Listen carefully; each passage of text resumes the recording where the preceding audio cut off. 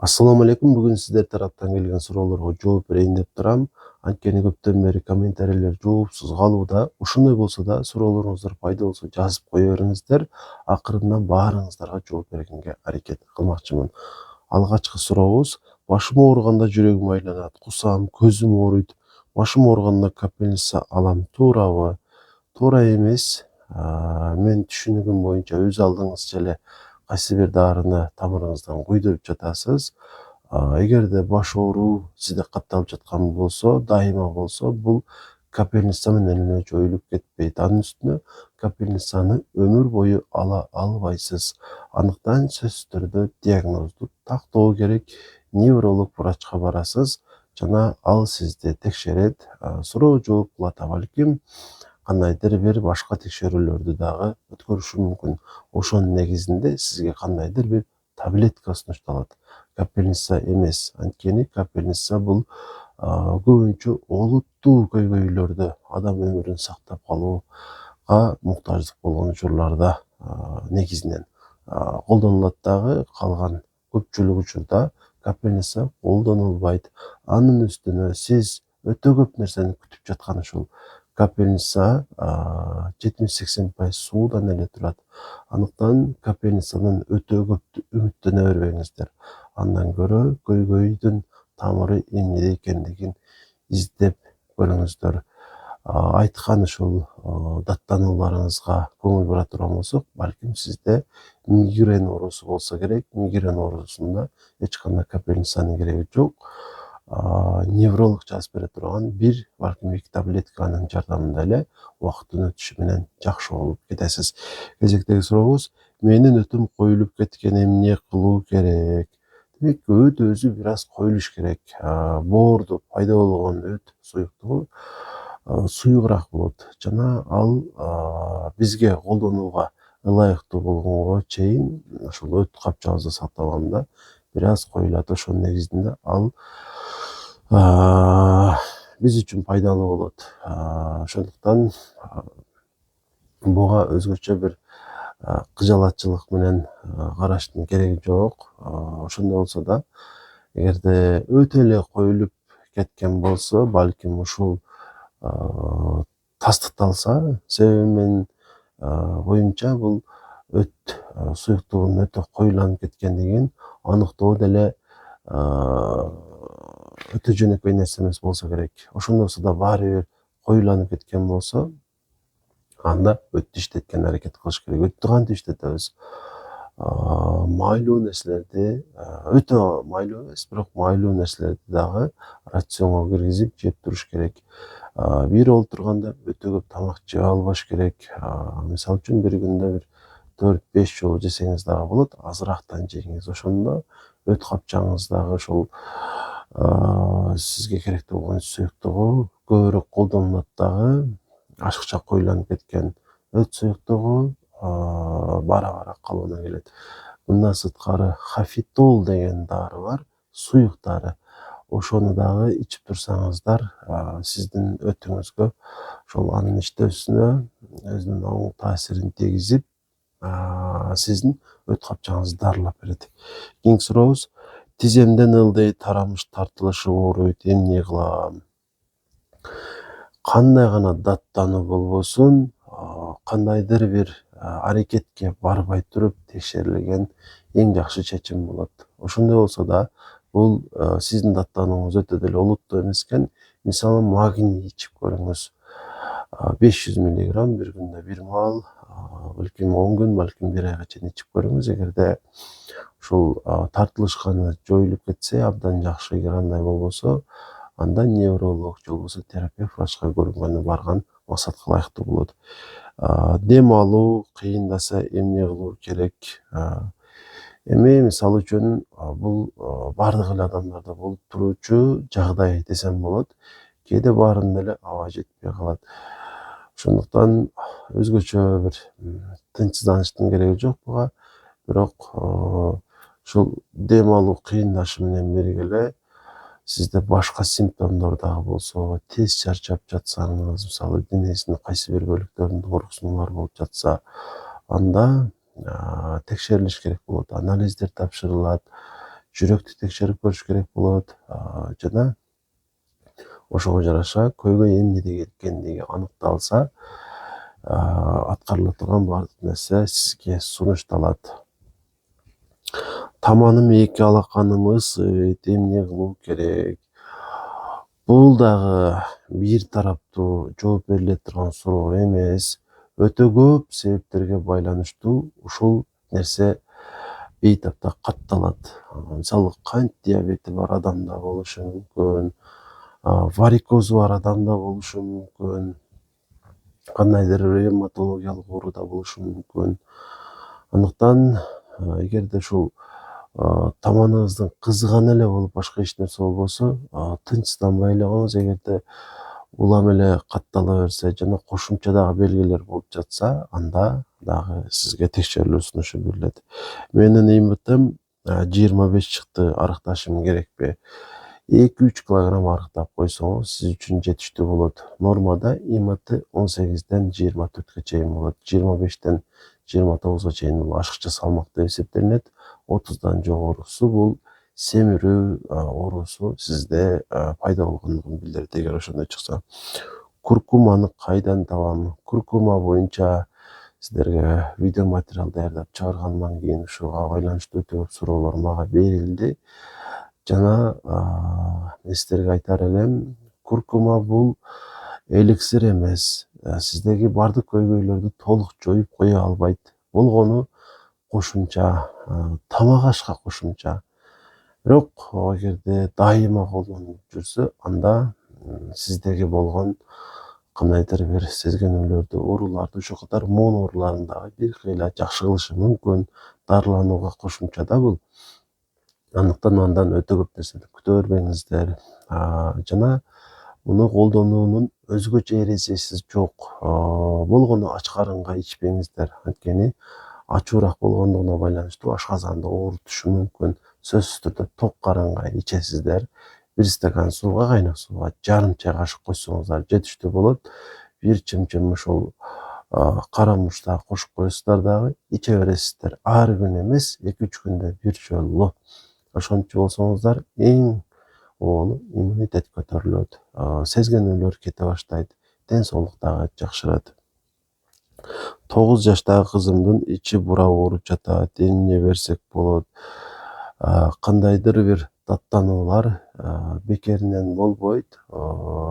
Жана ал көпкө чейин уланса, жана чыдай албай тургандай болсо, анда сөзсүз түрдө врачтын жардамына кайрылыш керек болот. Бирок кээде ар бир эле адамда нормада дагы ооруксунуулар болуп турат. Балким спазмалгон, диспеталин деген сыяктуу таблеткалардан ичип койсоңуз болоттур, ооруну токтотуш үчүн. Бирок оору ушул таблеткалардын жардамында токтобосо жана чыдатпай баратса, анда албетте врачка барышка туура келет. Кальциим аз экен, кантип көбөйтсөм болот? Кальцийди көбөйтүш үчүн кальций ичиштин кереги жок. Витамин D3, K2, витамин С ичкен жакшы. Андан сырткары магний жана цинк. Албетте мындан дагы жакшыраак жолу бар. Бул ушул кальцийди өзүнө камтыган азыктарды көбүрөөк жеш. Негизинен сүт азыктарында кальций көп болот. Ошолорду дагы рационго жакпаса дагы киргизебиз. Дайыма жеп турабыз, ичип турабыз. Ошондо кальцийибиз дагы көбөйөт. Кальцийдин өзүн көбүнчө мен сунуштай бербеймин. Анткени биз ичкен кальцийлер көбүнчө эле дененин кайсы бир жеринде таш кылып пайда болуп калат. Андыктан кальций ичкенге көбүнчө маани бере бербеңиздер, иче бербеңиздер. Өтө зарыл болсо, мисалы остеопороз болгон болсоңуз, ошондо сизге кальций ичүү сунушталат. Витамин D текшерсем аз экен, ошону кантип ичсем болот? Витамин Dга анализ тапшырсак, мисалы 10 адам тапшырса, ошонун 7-8-инде, балким 10 адамдын бардыгында дефицит болуп чыгат. Андыктан убара болуп витамин Dга анализ тапшырып отурбай эле иче бериш керек. Себеби эгерде сиз капсула түрүндө же таблетка түрүндө витамин D ичсеңиздер дагы ал башкача болуп кетпейт. Андыктан иче бересиздер. Күндүн кайсы убагында ичсеңиздер дагы боло берет. тамак менен кошо ичкениңиздер жакшыраак. Кемпирим тизеси ооруп жатат, эмне берсе болот, ооруну калтыруучу маздар бар. Ошол маздардан сүйкөп көрүңүздөр, жардам бербесе врачка барасыздар.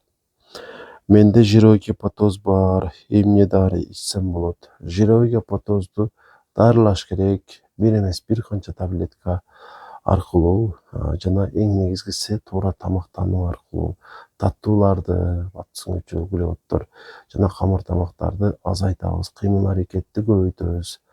Жана айрым ошол витамин жана ошондой эле таблеткалар дагы сунушталат. Эгерде ошол жировой гепатоз боюнча сизде даттануу болуп жаткан болсо, УЗИден аныкталган болсо кайрылсаңыздар болот. Дарысын жазып берем, диетасын түшүндүрүп өттүм. Ошол боюнча жировой гепатозду жеңгенге сиздерде мүмкүнчүлүк пайда болот. Салмак кошулду ТТГ9. Эгерде ТТГ9 болгон болсо, Т4-ни дагы көрүш керек. Т4, Т3 свободный нормага жетпей жаткан болсо, анда тирексен сунушталат. Эгерде ТТГ9 болгону менен Т4 норма болсо, анда сизге эч кандай деле дары сунушталбайт. Гипоплазия почка коркунучтуу эмеспи? Коркунучтуу болушу мүмкүн. Ошону менен бирге эле УЗИдин жыйынтыгынан сырткары бул бөйрөктүн анализдери начар чыгып жатса, ошондо тынчсыздансак болот.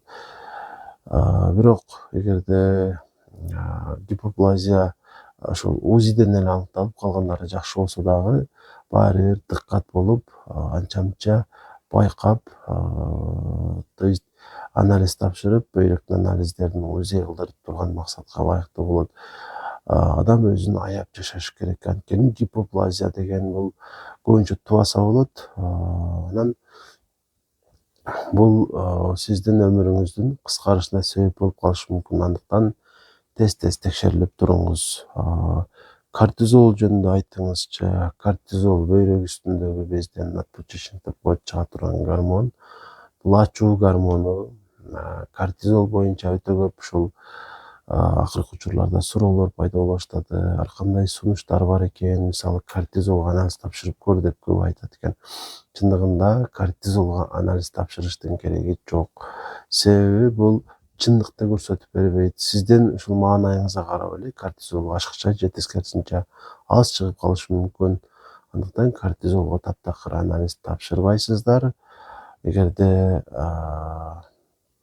олуттуу көйгөй болуп жаткан болсо, эндокринологко барасыздар. Ошол сиздерге эң жакшы жардам берет. Зарнага кандай дары ичсем болот? Изжога деп коебуз. Буга дагы ушул эгодоскопия аркылуу текшерилип көрүү керек болот.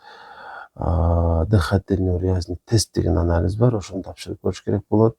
Жана ошонун негизинде сизге дарылар жазылат.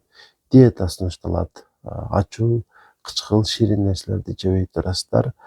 Азырактан жейсиздер жана сунушталган дарыларды ичесиздер. Толук жакшы болосуздар буюрса. Баш айланганда кандай таблетка ичилет? Баш айланганда таблетка ичиш керек эмес, неврологко барыш керек эгер көпкө чейин кайталанып жаткан болсо. Анткени бул сиздин өмүрүңүзгө кандайдыр бир деңгээлде бир аз болсо да коркунуч жаратышы мүмкүн. Балким эч кандай деле зыяны болбостур. Ошентсе да, эгер көбүрөөк болуп жатса баш айланганда текшерилип көрүш керек болот невролог врачка.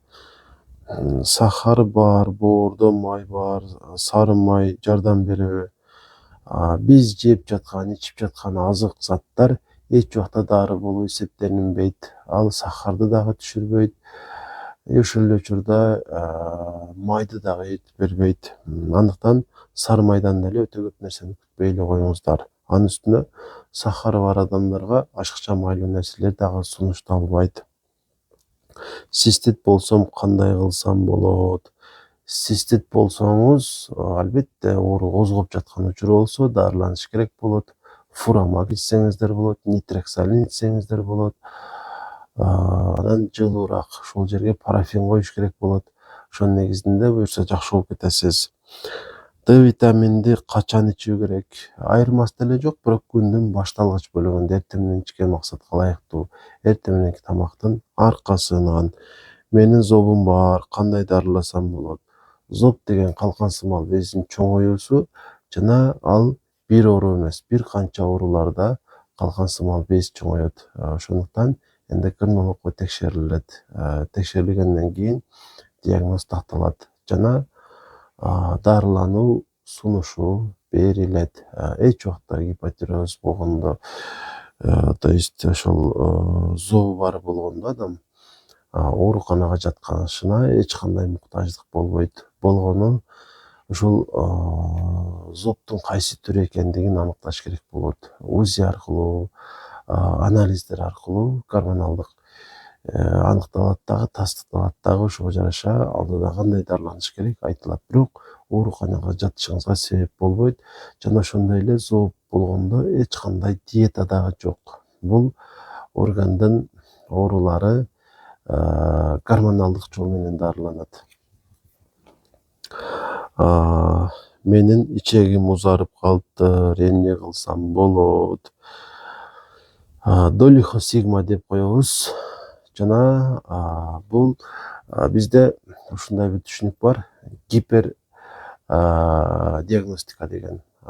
Сизде жок эле болгон ооруну сизге жабыштырып коюшу мүмкүн. Көбүнчө УЗИ аркылуу ушул гепатит деген ооруну жабыштырып коюшат. Жана ошондой эле азыр сиз айткандай ичеги узарып кеткен деген диагноз дагы дайыма эле туура боло бербейт. Адамдын абалына жараша ушул диагноз коюлуп калышы мүмкүн. Бирок чындап эле сизде долихосигма болсо дагы эч нерсе кыла албайсыз. Долихосигманы дарылаш үчүн балким операция кылыш керек болоттур. Чындыгында операцияга негизинен муктаждык болбойт. Андыктан тынчсызданбаңыз, баары сонун болот. Гормон дарылардан семирип кеттим, эмне кылсам болот? Гормондор негизинен табитиңизди эле ачып коет, ошонун негизинде толосуз. Андыктан арыктагыңыз келсе, гормонду токтотуш эмес, балким туура тамактанганга аракет кылыш керек, кыймыл аракетти көбөйтүш керек. Ошондо деле толуп жаткан болсоңуз, чындыгында гормондон болгон болот. Гормонду азайтыш керек же толук токтотуш керек. Негизинен ушул суроолорду жазып алып сиздерге азыр жооп бердим. Ар ким өзүнүн көйгөйүнө жооп алды деп ойлойм. Дагы да суроолор болсо жаза берсеңиздер боло берет. Акырында дагы бир темада бир аз сиздерге жооп кылып коеюнчу. Мисалы үчүн кээ бир адамдар жүзүмө безеткилер чыгып жатат деп калат. Кээ бирлер денемде, курсагымда мисалы үчүн кызыл точкалар пайда болду деп калат. Мына ушул колдордо ушундай бир кара нерселер пайда болду, пигментациялар. Мен боорум тазалатышым керекпи, боорумду текшертишим керекпи деп ушинтип суроолор менен байланышышат.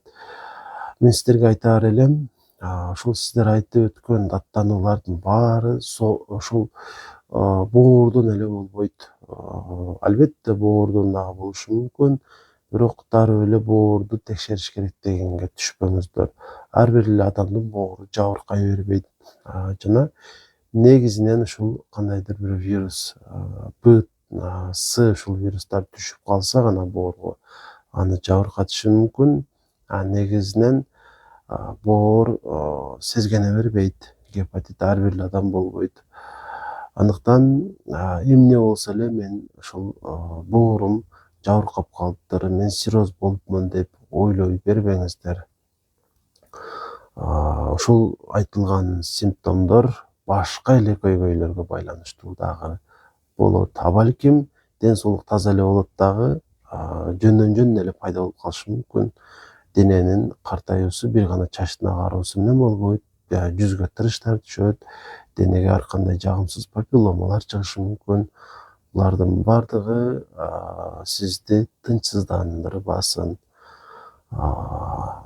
Ошол негизинен сиздерге бүгүн сүйлөгүм келген маалыматтар. Каттала электер баракчага, ушул каналга сөзсүз түрдө подписаться дегенди басып катталып коюңуздар. Анткени ден соолук боюнча чындык айтылат жана сиздерге ушул керек болгон нерселердин бардыгын ушул ден соолукка байланыштуу керектүү болгон маалыматтарды убагында жеткиргенге бир далбас далат да. Андыктан каттал электр катты алып коюңуздар.